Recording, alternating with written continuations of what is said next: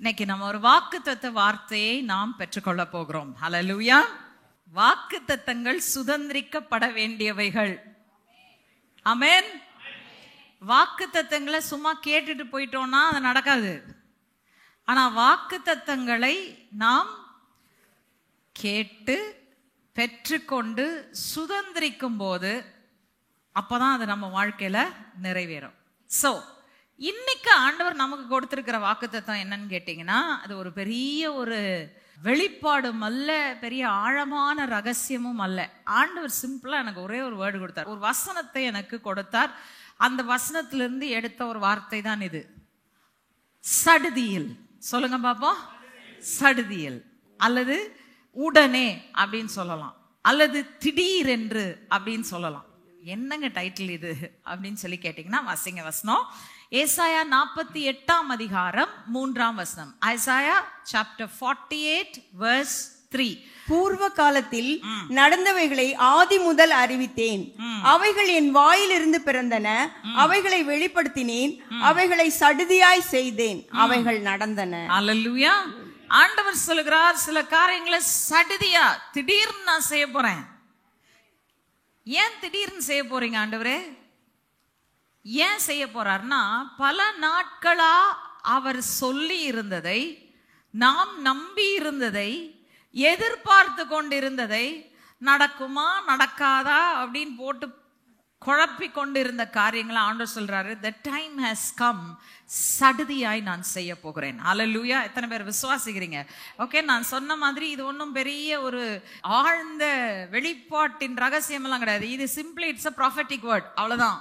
It's a prophetic word for the season. ஆண்டவர் சொல்லுகிற காரியம் இது சபைக்கு, நம் சபைக்கு, இங்க இருக்கிறவர்களுக்கு, என்னை கேட்கிறவர்களுக்கு இது தேவன் கொடுக்கிற ஒரு தீர்க்கதரிசன வாக்குத்தத்தம். Right? It's a prophetic word. நிறைவேற போகுது உங்க வாழ்க்கையில. என்ன செய்ய போகிறார்? நீங்கள் பல நாட்களா எதிர்பார்த்திருந்து, காத்திருந்து, வேண்டி நின்று, அழுகையோட ஆண்டவர் செய்வாரா செய்ய மாட்டாரா, நடக்குமா நடக்காதா, நீங்க எதிர்பார்த்து கொண்டிருந்த காரியங்களை ஆண்டவர் நடத்த போறார். Hallelujah. It's going to happen suddenly. இப்போ ஒரு காரியம் நடக்கல அப்படின்றப்போ, வெகு காலமாய் காத்திருக்கும் போது என்ன ஆயிருது? நமக்கு வெகு காலம் காத்திருக்கிறது நம்மை சோர்வடைய செய்கிறது. சில நேரத்துல நம்பிக்கை இழந்து போறோம், சில நேரத்துல வாக்குத்தத்தங்களே நம்ம கண்ணுக்கு தெரியாம போயிருது. என்ன சொன்னார் ஆண்டவர், நடக்கல, அதனால எல்லாத்தையும் அப்படியே போட்டுட்டோம், அது மேல தூசி படிஞ்சு இனிமேல் அது நடக்காது, இது பழசா போச்சுன்னு நாங்க விட்டுட்டோம். தூசி தட்டி எடுத்துக்கோங்க, ஏன்னா ஆண்டவர் அதை நிறைவேற்ற போகிறார். Hallelujah. God is going to confirm and God is going to fulfill. ஆண்டவர் அதை உறுதிப்படுத்தி அதை செய்வார். ரைட்? ஒரு வசனம் வாசிங்க. நீதிமொழிகளின் புத்தகம் 13 அதிகாரம் 12 வசனம். Proverbs 13:12. நெடுங்காலமாய் காத்திருக்குதல் இருதயத்தை இளைக்க பண்ணும், விரும்பினது வரும்போதோ ஜீவ விருட்சம் போல் இருக்கும். ஓகே, இங்க தமிழ்ல உண்மையிலே சொல்ல போனா ஒரு முக்கியமான ஒரு பாயிண்டே விட்டுட்டாங்க. நெடுங்காலமாய் காத்திருத்தல் அப்படின்னு போட்டுட்டா என்ன அர்த்தம்? ரொம்ப நாளா நான் காத்திருக்கிறேன். ரைட்? காத்திருத்தல் இருதயத்தை இளைக்க பண்ணும். ஆனா ஆக்சுவலா சொல்ல போனா ஆங்கிலத்துல ஹோப் டெஃபர்ட், நம்பிக்கை. ஆனால் அந்த நம்பிக்கை என்ன ஆயிடுச்சு? இருந்தும் காலதாமதமாகி கொண்டு போகிற அந்த நம்பிக்கை என்ன செய்கிறதாம்? இருதயத்தை இளைப்படைய செய்கிற. நீங்க நம்பிக்கையே எல்லாம் காத்திருந்தீங்கன்னா ஏன் சோர்ந்து போறீங்க? சொல்லுங்க பாப்போம். வழங்குதான் உங்களுக்கு நான் சொல்றது. நம்பிக்கை இல்லாம நீங்க காத்திருந்தீங்கன்னா, என்னவோ நடக்கிறது நடக்கட்டும் அப்படின்னு சொல்லி இருந்தீங்கன்னா நீங்க சோர்ந்து போறது இல்ல. ஆனா நான் நம்பிக்கையோட இருக்கிற, இந்த காரியம் நடக்கும், கர்த்தரை எதிர்பார்த்து நான் ரொம்ப விசுவாசத்தோட நம்பிக்கையோட காத்திருக்கிறேன். ஆனா அந்த காரியம் என்ன செய்யுது? தள்ளிட்டே போகுது, நடக்க மாட்டேங்குது. நடக்கிற மாதிரி வருது, ஆனா நடக்க மாட்டேங்குது. காத்துக்கிட்டே இருக்கேன், ஆனா நடக்கல அப்படின்னு சொல்லும் போது கர்த்தர் சொல்றாரு, நம்பிக்கையோடு நீ காத்திருந்தால் நிச்சயமாய் முடிவுண்டு. ஹல்லேலூயா. நிச்சயமாகவே முடிவுண்டு. உன் நம்பிக்கை வீண் போகாது. எபிரேயத்துல அங்க பயன்படுத்தப்பட்டிருக்கிற வார்த்தை டோக்கலெத் அப்படின்ற வார்த்தை. ரைட்? அதுக்கு அர்த்தம் என்னன்னா ஹோப். அப்போ ஹோப் என்ற வார்த்தை அந்த வசனத்துல இருக்கு. நம்பிக்கை இருந்தால் உங்கள் நம்பிக்கை நிச்சயமாய் வீண் போகாது. நம்பிக்கையே இல்லாம இருந்தீங்க அப்படின்னா யூ கேனாட் எக்ஸ்பெக்ட், இந்த வாக்குத்தத்தம் உங்களுக்கு நிறைவேறாது. நம்பிக்கையோடு காத்திருக்கிறேன், காலதாமதம் ஆயிடுச்சு. சரி, இப்போ ஒரு கேள்வி எழுமும். இவ்வளவு நாள் நம்பிக்கையோட காத்திருந்தோம், ஒண்ணுமே நடக்கல, இப்பதான் விட்டுட்டோம். சரி போ, நடக்கிறது நடக்கட்டும்னு விட்டுட்டோம். இப்போ போய் நீங்க எங்களை திரும்ப நம்ப சொல்றீங்களே, என்னத்தை வச்சு நம்புறது அப்படின்னு கேட்டீங்கன்னா, ஆண்டவர் சொல்ற வார்த்தை பாருங்க. ஏசாயா 46 9 10 வசனங்கள். Isaiah 46 verses 9 and 10. முந்தி பூர்வ காலத்தில் நடந்தவைகளை நினையுங்கள். நானே தேவன், வேறொருவரும் இல்லை. நானே தேவன், எனக்கு சமானம் இல்லை. அந்தத்தில் உள்ளவைகளை ஆதி முதற்கொண்டும் இன்னும் செய்யப்படாதவைகளை பூர்வ காலம் முதற்கொண்டும் அறிவிக்கிறேன். என் ஆலோசனை நிலை நிற்கும், எனக்கு சித்தமானவைகளை எல்லாம் செய்வேன் என்று சொல்லி. ரொம்ப அழகா சொல்றாரு பாருங்க. முந்தி பூர்வ காலத்தில் நடந்தவைகளை நினையுங்கள். எப்படி நடந்துச்சு? எப்படி நடந்துச்சு? ஆண்டவர் சொன்னாரு, சொன்னதுதான் நடந்தது. ஹல்லேலூயா. விளங்கிட்டா உங்களுக்கு அந்த வசனம்? ரைட். அவர் சொன்னவைகள் தான் நிறைவேறின. அவர் சொல்றாரு, அந்த கடைசியில வரப்போகிற காரியங்களை கூட நான் என்ன செய்தேன், முன்னாடியே அறிவிச்சேன். இன்னொன்னு சொல்றாரு, இன்னும் நடக்காம இருக்கிற காரியத்தை கூட நான் முன்னாடி அறிவிச்சிருக்கிறேன். ஆனா எல்லாமே நடக்கும் அப்படின்றதுக்கு உங்களுக்கு என்ன ஒரே உறுதி இருக்குன்னா, அவர் சொல்றாரு, நான் கர்த்தர், நான் சொல்வேன், நான் சொல்லும் காரியம் ஆகும். ஹல்லேலூயா. போரடிக்கிற எந்திரத்தை குறித்து நம்ம படிச்சப்போ, புதிதும் கூர்மையுமான பற்கள் உள்ள எந்திரம் என்று நாம் படித்த பொழுது நான் உங்களுக்கு சொன்னேன், நீ தீழ்ப்பானதை விலையேற பெற்றதிலிருந்து பிரித்தெடுக்க அறிந்து கொண்டால் கர்த்தருடைய வாய் போல் இருப்பாய். அப்படின்னா என்ன அர்த்தம்? கர்த்தருடைய வாய் சொல்லும், அவர் சொல்லும் காரியம் ஆகும். ரைட். அததான் கர்த்தர் மறுபடியும் சொல்றாரு, நான் கர்த்தர், நான் எல்லாவற்றையும் சொல்லி செய்கிற தேவனா இருக்கிறோம். அந்த கடைசியில சொல்றாரு பாருங்க, என் ஆலோசனை நிலை நிற்கும், எனக்கு சித்தமானவைகளை எல்லாம் செய்வேன் என்று அவர் சொல்லுகிறார். ஹல்லேலூயா. இப்ப என்ன சொல்றாரு? நான் சொன்னேன். வாக்குத்தத்தத்தை கர்த்தர் உங்களுக்கு கொடுத்தாரா? எத்தனை பேர் சொல்றீங்க கர்த்தர் கொடுத்தார்? ஹல்லேலூயா. நாங்க பெற்றுக்கொண்ட வாக்குத்தத்தங்கள்லாம் நாங்களா பொறுக்கி எடுக்கலங்க. வசனத்துல இருந்து ஆண்டவர் எங்களோட பேசினாரு. பேசின வாக்குத்தத்தத்தை நாங்க என்ன பண்ணோம்? பற்றி கொண்டோம். ஒரு இடத்துல பைபிள்ல இருக்கு, நீர் என்னை நம்ப பண்ணின உம்முடைய வசனம். ஹல்லேலூயா. நானா நம்பல, என்ன நம்ப வச்சது யாரு? கர்த்தர் நம்ப வைத்தார். அப்ப அவர் வாக்குத்தத்தத்தை கொடுத்தாரானால், அக்கார்டிங் டு திஸ் வேர்ஸ் அவர் சொல்றாரு, நான் சொன்னதெல்லாத்தையும் செஞ்சிருக்கிறேனே, நீ தான் பாக்குறியே. முன்னாடி நடந்தவைகள் எல்லாம் எழுதி வைக்கப்பட்டிருக்குல்ல வசனத்துல. எதுக்காக எழுதப்பட்டிருக்குது? உன்னுடைய பிரயோஜனத்துக்காக தான் எழுதப்பட்டிருக்கிறது என்று ஆண்டவர் சொல்லுகிறார். நான் சொன்னேன், நான் செஞ்சேன். இன்னும் நடக்காம நான் சொல்லி வச்சிருக்கிறவைகளை நிச்சயமா நான் நடத்துவேன். ஏன்னா நான் கர்த்தர், நான் நினைச்சா என் ஆலோசனை நிலை நிற்கும், எனக்கு சித்தமானவைகளை எல்லாம் நான் செய்வேன். ஹல்லேலூயா. நல்ல வேளை வாக்குத்தத்தங்கள் எல்லாம் நம்முடைய சித்தத்துல வரல, கர்த்தருடைய சித்தத்துல வந்துச்சு. ரைட். அவர் சொல்றாரு, இந்த வசனங்கள் எல்லாம் எழுதி கொடுத்தது மனுஷனுடைய அறிவினால அல்ல. எந்த மனுஷனும் இந்த பைபிள் எழுதல. பவுல் எழுதினார், பவுல் எழுதினார்னு சொல்றோம்ல, பவுல் எழுதல. பவுலுக்குள்ள இருக்கிற தேவ ஆவியானவர் எழுதினாரு. தாவீது எழுதினார், தாவீது எழுதினார்னு சொல்றோம். தாவீது எழுதல, தாவீதுக்குள்ள இருந்த தேவனுடைய ஆவியானவர் எழுதினார். ஹல்லேலூயா. எத்தனை பேர் விசுவாசிக்கிறீங்க? ரைட். வாக்குத்தத்தங்கள், வேதத்தின் வசனங்கள் எந்த மனுஷனாலும் உருவாகல, தேவனே அதை கொடுத்தார். ஆகவே நீங்கள் வசனத்திலிருந்து ஒரு வாக்குத்தத்தத்தை பெற்றுக்கொண்டீங்கன்னா அந்த வாக்குத்தத்தம் நிச்சயமாய் நிறைவேறும். அவர் சொன்னால் சொன்னதை நிச்சயமாய் செய்வார். ஹல்லேலூயா. ரைட். ஓகே. இப்போ நம்ம நீதிமொழிகள் 13:12 வாசித்தோம். நாம் காத்திருக்கும் போது, அந்த நம்பிக்கையோடு காத்திருந்தோம், நம்பிக்கை நிறைவேறலன்னா நம்முடைய இருதயம் என்ன செய்திருது? சோர்ந்து போயிருது, இளைப்படைந்து போகிறது. ஆனால் நான் விரும்பினது வரும்போதோ அது எப்படி இருக்குமா? ஜீவ விருட்சம் போல இருக்கும். ஹல்லேலூயா. ஹல்லேலூயா. ஜீவ விருட்சம் போல இருக்கும். அப்படின்னா என்ன அர்த்தம்? ஜீவ விருட்சத்தின் கனியை புசிச்சா என்ன ஆகும்? ஜீவன் உண்டாகும். ரைட். ஜீவன் உண்டாகிறது மட்டுமல்ல, ஒரு பொருளுக்குள்ள ஜீவன் இருக்குது அப்படின்றதுக்கு அடையாளம் என்ன? அது பெருகி கொண்டே போகும், அது வளர்ந்து கொண்டே போகும். ஜீவன் இருக்கிற இடத்துல வளர்ச்சி இருக்கும். ஹல்லேலூயா. பக்கத்துல இருக்கவங்களை பார்த்து சொல்லுங்க, ஜீவன் இருக்கிற இடத்துல வளர்ச்சி இருக்கும். ஹல்லேலூயா. ஹல்லேலூயா. இது எதுக்கு சொல்றேன்னா, அவங்களுக்காக இல்ல, நீங்க சொல்லும் போது உங்களுக்குள்ள இறங்கிரும் வசனம். ஹல்லேலூயா. அறிக்கை உங்களை உறுதிப்படுத்தும் அந்த வசனத்துல. ரைட்? ஜீவன் இருக்கிற இடத்துல என்ன வரும்? வளர்ச்சி வரும். சோ ஆண்டவர் காரியத்தை நிறைவேற்ற போகிறதற்கு காரணம் என்னன்னா, நாட் ஜஸ்ட் உங்களை சந்தோஷப்படுத்தணும், உங்களுக்கு ஏதோ ஒண்ணு கொடுக்கணும்ன்றதுக்காக அல்ல. ஆண்டவர் புது ஜீவனையும் புது வளர்ச்சியும் உங்களுக்கு வச்சிருக்கிறாரு. உங்க கதை முடிஞ்சு போகல. ஹல்லேலூயா. சொல்லுங்க, என் கதை முடிஞ்சு போகல. எனக்கு ஒரு புதிய வளர்ச்சியை இந்த காலத்துல ஆண்டவர் வச்சிருக்கிறாரு. நீங்க என்ன வயசுல வேணா இருங்க, நீங்க ஒரு 80 வயசா இருந்தாலும் பரவாயில்ல, 90 வயசா இருந்தாலும் பரவாயில்ல, உங்க நெஞ்சில தைரியமா கையை வச்சு சொல்லுங்க, கர்த்தர் எனக்கும் வளர்ச்சியை வச்சிருக்கிறாரு. ஹல்லேலூயா. ஹல்லேலூயா. ஏனென்றால் வாக்குத்தத்தம் செய்கிற தேவன் உண்மை உள்ளவராயிருக்கிறார். வாக்குத்தத்தம் உங்களால் உண்டாகவில்லை, வாக்குத்தத்தம் எந்த மனுஷனாலும் உண்டாகவில்லை, வாக்குத்தத்தம் தேவனால் உண்டாயிற்று.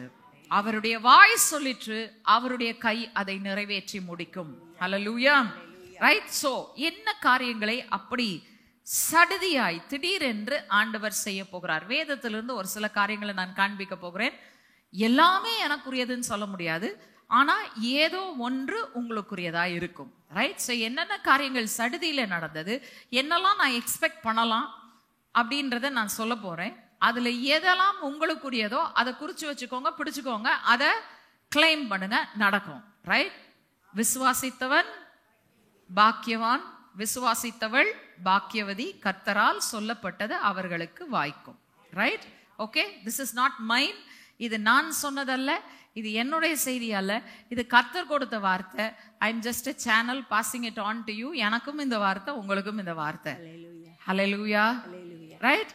சரி, முதலாவது காரியம் என்ன நடக்கும் அப்படி சடுதியில உடனடியாய் திடீரென்று என்ன நடக்க போகுது வாசிக்கலாம். யோவான் 6ஆம் அதிகாரம் 21ஆம் வசனம். அப்பொழுது அவரை படவில் ஏற்றிக்கொள்ள மனதாயிருந்தார்கள். உடனே படவு அவர்கள் போகிற கரையை பிடித்தது. உடனே படகு என்ன செஞ்சதாம்? அவர்கள் போகிற கரையை பிடித்தது.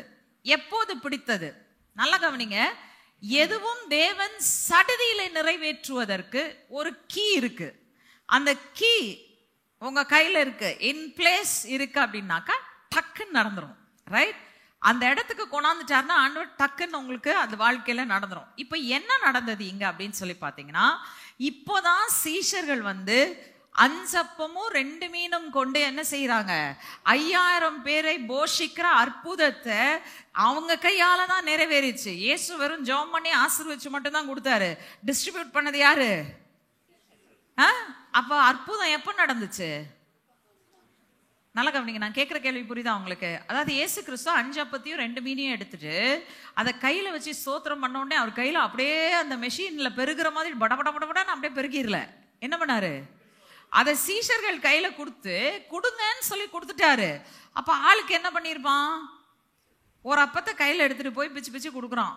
கொடுக்க என்ன ஆயிருச்சு? வந்துகிட்டே இருக்கு. புரியுதா? அப்ப அற்புதம் யார் கையில நடந்தது? இயேசு நடத்தினாரு, ஆனா நடந்தது அவங்க இல்ல. ரைட்? ஆனால் இப்ப அந்த அற்புதத்தை கண்டவன், அற்புதம் தேவனால் உண்டாயிற்று என்று கண்டவன், இயேசு கிறிஸ்து என்ன பண்ணிட்டாரு? இவங்க அப்ப சாப்பிட்ட உடனே இவரை பிடிச்சி ராஜாவாக்குறதற்கு மனதா இருக்கிறார்கள் என்று பார்த்த உடனே பார்த்தாரு, இவனுங்க நம்மளை தூக்கி சிங்காசனத்துல உட்கார வச்சுட்டானுங்கன்னா சிலுவையை நான் சந்திக்க முடியாது, சிலுவையை சந்திக்கலன்னா சாத்தான ஜெயிக்க முடியாது. இவனுக்கு புரியாது தேவ திட்டம். அதனால நான் என்ன செய்யறேன்? இவன் கண்ணுக்கு மறைஞ்சு போயிடுறேன்னு சொல்லிட்டு என்ன பண்ணிட்டாரு ஆண்டவர்? இயேசு கிறிஸ்து மலைகளுக்குள்ள போயிட்டார். இவன் கண்ணுக்கு தென்படலை. உடனே என்ன பண்றான்? 12 சீஷர்களும் கரைக்கு நிக்கிறான். என்ன பண்ணி இருந்திருக்கணும்? அங்க நின்றுக்கணும். they should have waited. கரெக்டா? இப்போதான் ஒருத்தர் அற்புதம் செய்திருக்கிறாரு, அவருடைய வல்லமையில தான் நாங்க பிழைக்கிறோன்றது எங்களுக்கு நல்லாவே தெரியும். அவர் வரட்டும்னு காத்திருக்கணுமா இல்லையா? என்ன பண்ணாங்களா அவங்க? 12 பேரும் படகு ஏறி போக வேண்டிய கரையை நோக்கி என்ன செய்தாங்க? பயணம் புறப்பட்டுட்டாங்க. நல்லா கவனிங்க, அவங்களுடைய டெஸ்டினேஷன் தப்பு கிடையாது. ரைட்? போக வேண்டியது அக்கறைக்கு. ரைட்? அவங்க போகிற பாதையும் தப்பு கிடையாது, வேற ரூட்டு கிடையாது. அவங்க போக வேண்டியது போட்ல தான் போகணும். எல்லாமே கரெக்டா தான் இருக்கு. ஆனா ஒரே ஒரு மிஸ்டேக் இருக்கு. என்னது? இயேசு படகுல இல்ல. எத்தனை பேர் புரிஞ்சிருச்சு? ரைட்? நீங்க போற திசை கரெக்டா இருக்கலாம், நீங்க வைத்திருக்கிற எதிர்பார்ப்புகள் கரெக்டா இருக்கலாம், எல்லாமே கரெக்டா இருக்கலாம். ஆனா இயேசு அந்த சூழ்நிலையில இல்லாவிட்டால் உங்கள் படகு போராட்டங்களையும் புயல்களையும் சந்திக்கத்தான் போகுது. அல்லேலூயா. எத்தனை பேர் புரிஞ்சுக்கிட்டீங்க? என்ன பண்ணணும் இப்போ? ஆண்டவரே படகுக்குள்ள நீங்க வாங்க ஆண்டவரே, இது வரைக்கும் ஓட்டி ஓட்டி ஓட்டி நாங்க என்ன பண்ணிட்டோம்? சோர்ந்து போயிட்டோம், கப்பல் கரைய சேரல, நீங்க வந்துருங்க ஆண்டவரே. நீங்க வந்துட்டீங்கன்னா என்ன ஆகும்? the moment you come in, நாங்க அடைய வேண்டிய கரையை நாங்க என்ன செஞ்சிருவோம்? சேர்ந்துருவோம். அழகா சொல்லுது பாருங்க, உடனே படகு அவர்கள் போகிற கரையை பிடித்தது. ஹல்லேலூயா. வழங்குதா உங்களுக்கு? ஒரே ஒரு காரியம்தான், இயேசு இருக்கிறாரு சூழ்நிலையில, அவர் எங்கேயும் தூரம் போயிடல. இந்த மலைக்குள்ள இருந்தவர் இவங்க படகுல போய் பாதி வழி போறதுக்குள்ள அவர் என்ன பண்ணிட்டாரு? வந்து சேர்ந்துட்டாரு. ரைட்? வந்து சேர்ந்துட்டாரு.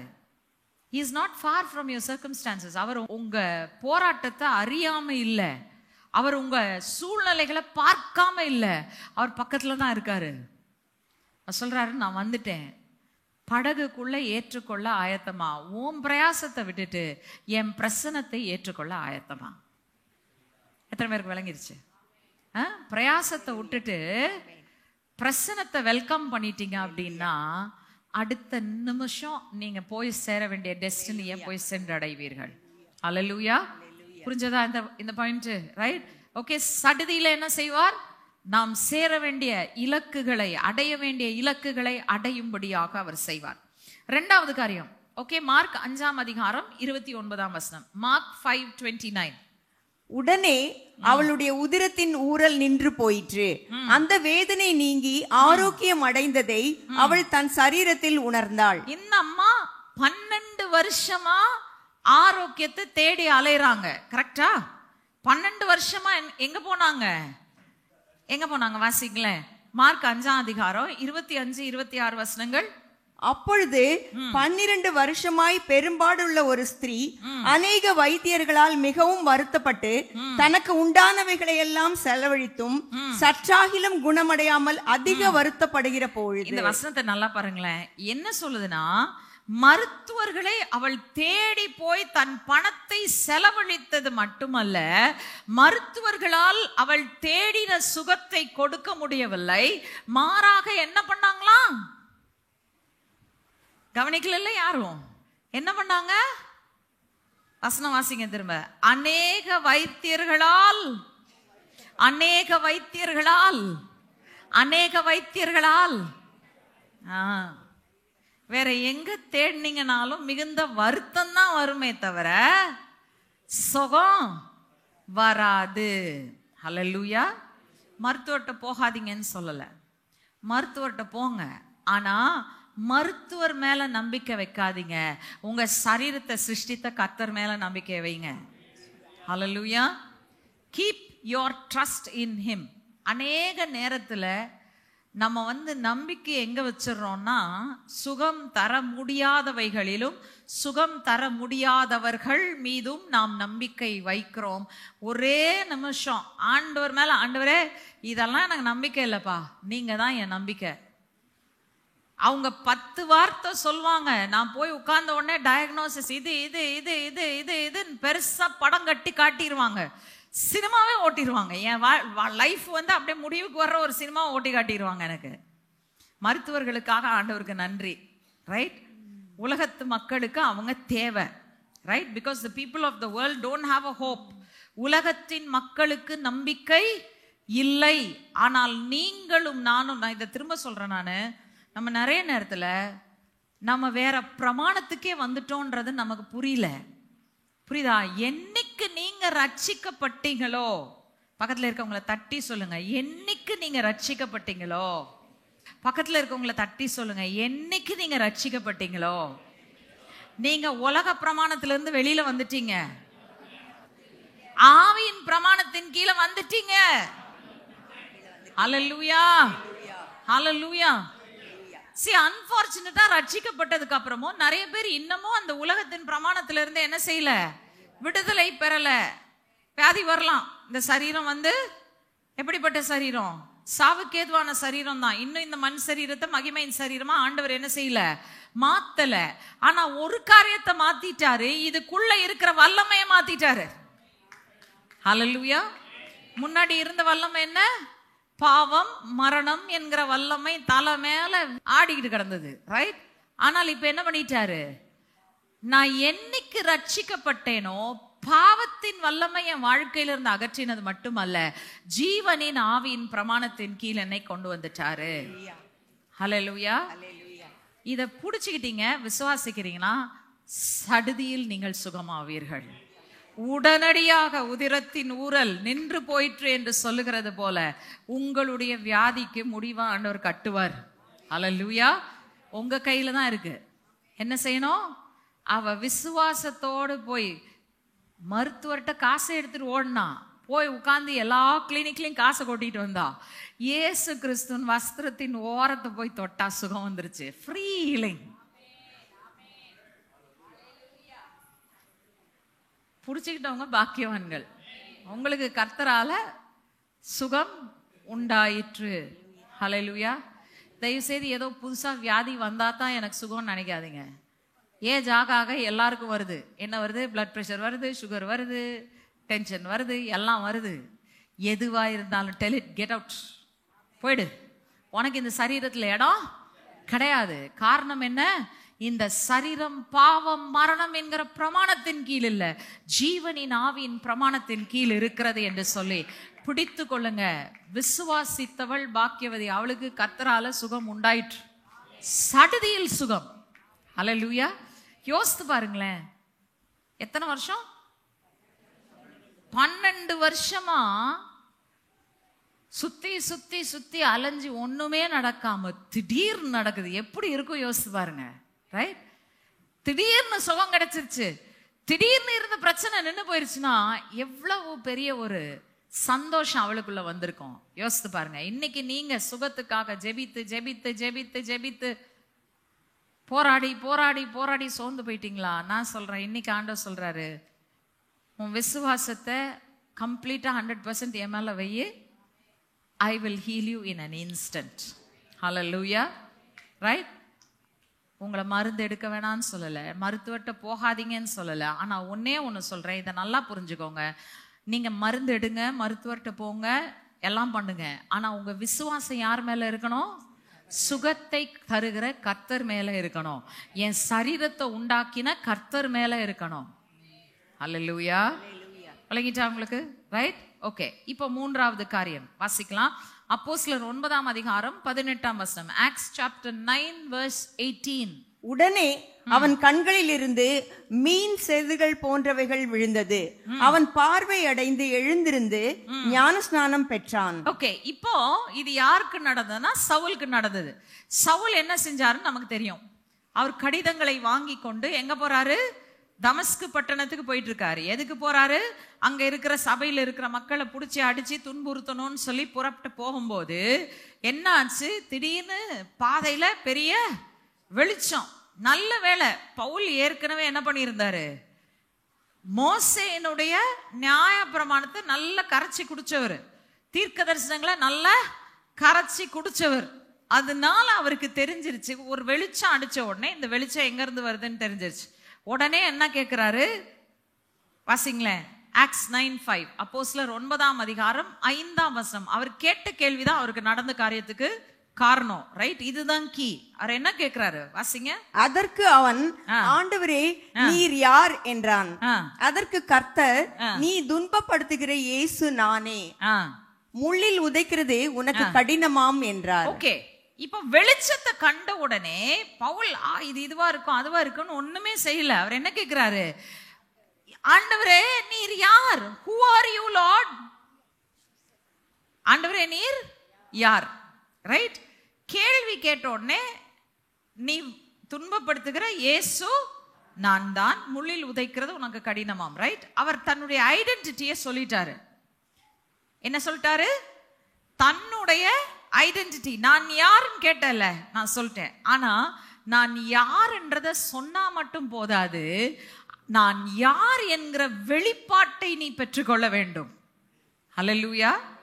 அன்னைக்கு பவுல் கண்ல இருந்து விழுந்தது அந்த செதில்கள் வெறும் அவனுடைய சரீர பிரகாரமான கண்களை மட்டும் திறக்கல, அதற்கப்புறம் அவருடைய ஆவிக்குரிய கண்களையும் திறந்துருச்சு. ஹல்லேலூயா. அது வரைக்கும் மாம்சத்தின்படி அவர் நியாய பிரமாணத்தையும் தேவனையும் அறிந்திருந்தார். ஆனா இப்போ அவர் ஆவியின்படி அந்த வாக்குத்தத்தங்களை அறிந்து கொள்ள ஆரம்பிக்கிறார்.